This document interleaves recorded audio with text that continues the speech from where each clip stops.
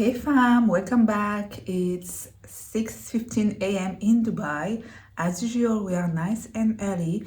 And in today's video, I'm going to do things a bit differently. I really wanted to talk about how to balance being a mother, having a full-time job, and being a content creator, and how to make it work. And this is going to be very different for everybody, but I'm going to tell you in this video exactly how I do it all. And it's not a perfect recipe, but I found a way to make it work. So the first tip I'm going to share is you need to create a schedule. You need to free time in your day. Who's here? And even when you do have a schedule, it doesn't always work out. So find a time in your day where you can create content kind of peacefully. So for me, it's between 6 a.m. to 7 a.m. That's the only time I have in my day where I am when I'm able to create any type of content. This is Timo, by the way, my son. As I was saying, like if you have dreams and goals and things that you want to achieve, the only way when you have a busy lifestyle to make it happen is to have a schedule, and a schedule that you're gonna really follow, because it's the only way to be consistent, to manage your stress level, and to really make things happen and monitor, how to make it happen in how much time. If that makes sense? Having a schedule really also helped me manage stress, because I'm not looking throughout my days or time and opportunities when I can quickly create content. I don't stress, I know every day this is gonna happen. Some days, obviously, you have to be a bit more flexible. It might not be working out the way you want, but most of the time it should. So this is really helping me to manage stress. So 6 to 7 a.m. is my window, and I leave my evening for recovery and planning, which brings me to my next tip, is to plan ahead what you're going to be doing. So in the evening, I plan for the day after. So I know exactly what I'm going to do, how I'm going to film it, what's going to happen. If you can't find time in the evening, do it on the weekend, or find a time, in the red light. Like, try to plan ahead, so when you are filming, you are ready to go with your ideas. On top of this, I also have a note on my phone. I call it a content note.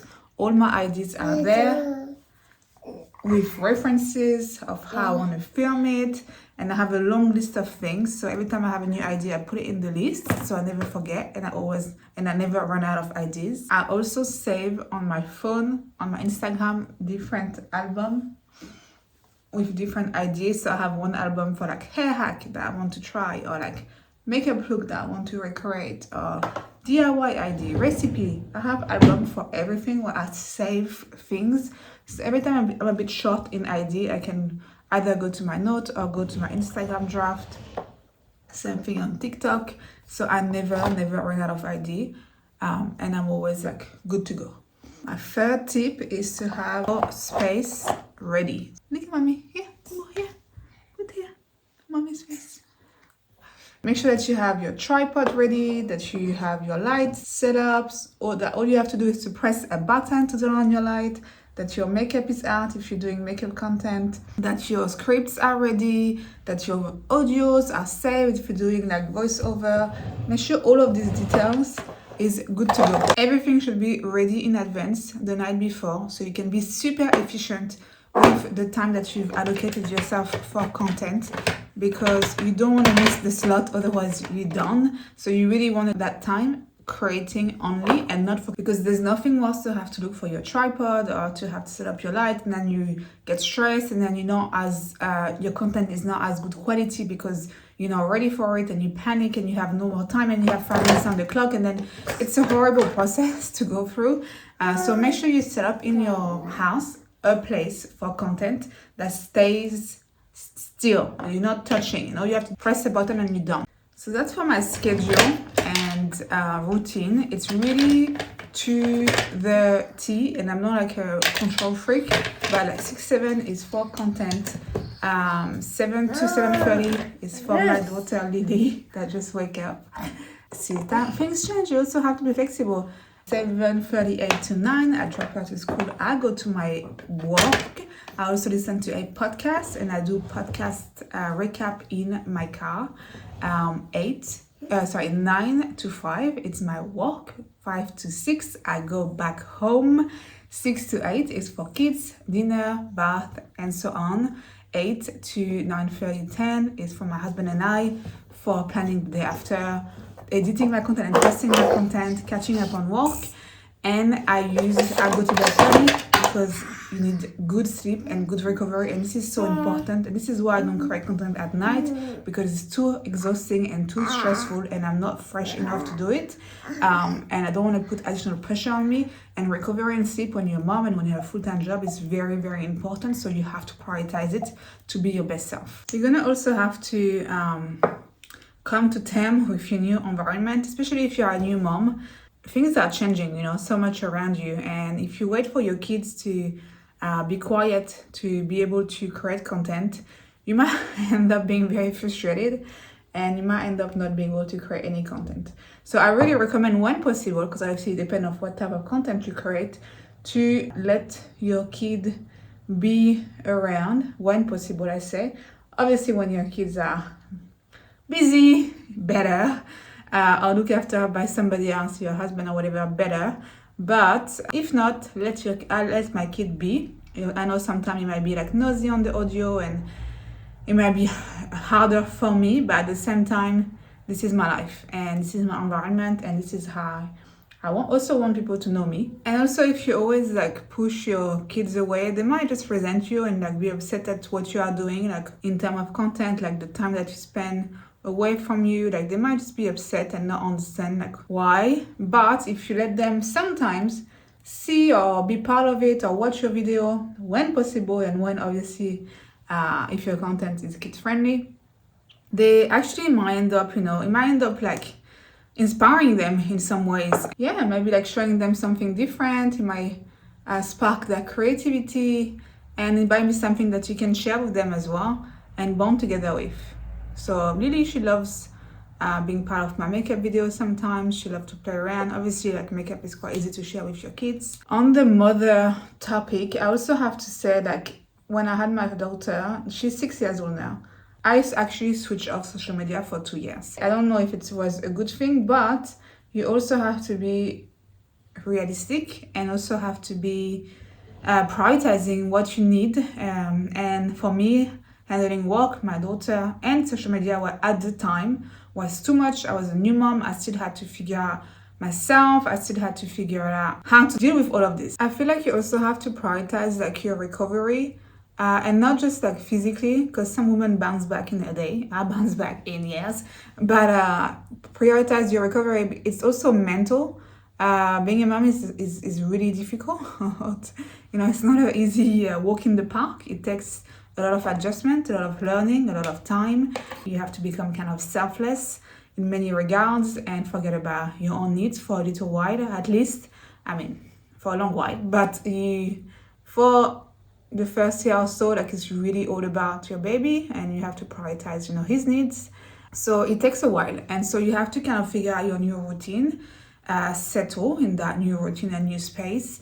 And then I feel you could be again in the creation mode and handle social media. It's a lot of adding pressure, and it's a lot of additional work as well. I'm not gonna lie, creating content is a massive amount of work that I'm adding every day to my schedule. Therefore, if I don't have a plan, it can really ruin my life for real. I don't like to say it's sacrifices, but it is sacrifice, or at least prioritizing the time that I spend now. I could spend, getting slowly ready, enjoying myself, having a nice breakfast, just not rushing through life like a mad woman. The time that I spend editing, I could also be watching Netflix, reading a book, spending more time with my friend, but I don't. And this is the reality of social media. If you are a content creator, if you're juggling multiple things in your life, you have to give up something, not completely give up, but obviously yes, there's so much time in the day, so you can't do it all. So of course I'm sacrificing a lot of my social time, leisure time. I don't really go do things for myself. But the reason why I create content and I push myself so much is because I have dreams, and because it also makes me very happy. This is my thing. Like for you, it could be anything. For me, it's creating content, makeup, hair, all of these videos. It just genuinely makes me happy. It fills my cup. I have something in my eyelashes, but I can't touch it.